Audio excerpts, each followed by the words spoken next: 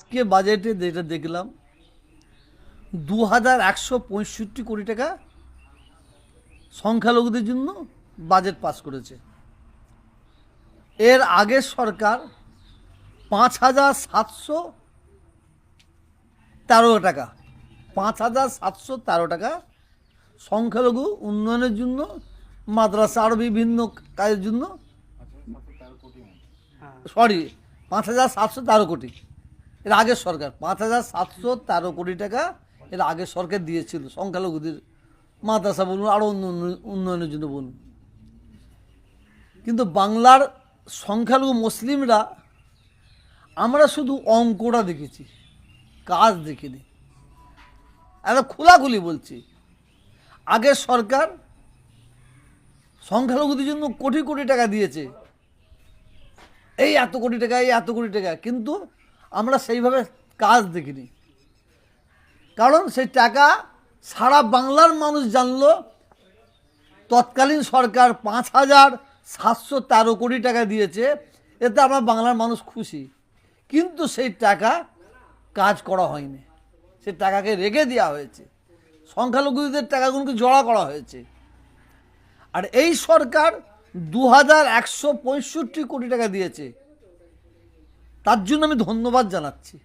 কিন্তু আমার সরকারের কাছে দাবি, পশ্চিমবাংলার মুখ্যমন্ত্রী মাননীয় শুভেন্দু অধিকারী মহাশয়ের কাছে আমার অনুরোধ, সংখ্যালঘুদের জন্য যে অর্থ বাজেট পাস করা হচ্ছে সেইগুলো যেন গুচ্ছিত করে রাখা না হয়, সেইগুলো যেন কাজ হয়। আগের সরকার কাজ করেন, টাকার এত এত কোটি টাকা দিয়েছে, কিন্তু কাজ আমরা দেখতে পাইনি সংখ্যালঘু উন্নয়নের। এই 2765 কোটি টাকা দিয়েছে, আমরা খুশি, এতে কম হলেও আমরা খুশি। কখন খুশি হবে জানেন? যখন 2165 কোটি টাকা খরচা করা হবে আর নাম কাস্তে ঘোষণা করে দেওয়া হলো সংখ্যালঘুদের উন্নয়নের জন্য কোনো কাজ হলো নি, সেই বাজারের মূল্য সংখ্যালঘুদের কাছে কিছুই নাই বলে আমি মনে করি। সুন্দর পদক্ষেপ, এই পদক্ষেপকে আমি সাধুবাদ জানাই, আমি এই সরকারকে ধন্যবাদ জানাই। 1 কিলোমিটার গ্রাম অঞ্চলে, আর ওখানে কলকাতা হচ্ছে 500 মিটার। আমি সরকারের কাছে আবেদন রাখবো এই মদের দোকানটায় বন্ধ করে দেওয়ার জন্য। তাহলে কি হবে, অনেক বাড়ির সংসারটা বাঁচবে, সংসার বাঁচবে। বন্ধ যদি করে দেওয়া হয় তাহলে অনেক মা বোনের তাদের জীবন বাঁচবে, সংসার বাঁচবে, যদি বন্ধ করে দেয় মদের দোকানটা। আর যে পদক্ষেপ নিয়েছে 1 কিলোমিটার 500 মিটার যে পদক্ষেপ নিয়েছে, এর জন্য সাধুবাদ জানাই। কিন্তু কতটা কাজ হবে এটা দেখার আছে বলে আমি মনে করি, কাজ দেখতে হবে।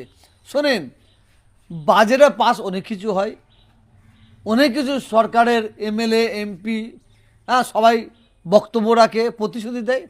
প্রতিশ্রুতি দিলেও হবে না, বাজেট পাস করলেও হবে না, সেগুলো কাজ করে দেখাতে হবে, তবেই বাংলার মানুষ আরও খুশি হবে বলে মনে করি। আমি একটা ধর্মগুরু হিসাবে আমি বলতে পারি। আর যারা সত্যিকারের মানুষকে ভালোবাসে, যারা ধর্মগুরু, প্রত্যেক ধর্মের মানুষকে আপনি জিজ্ঞাসা করলে তারা বলবে মদ ব্যবসাটা যদি বাংলা থেকে তুলে দেওয়া হয়, এতে বাংলার মানুষ আরও উপকৃত হবে।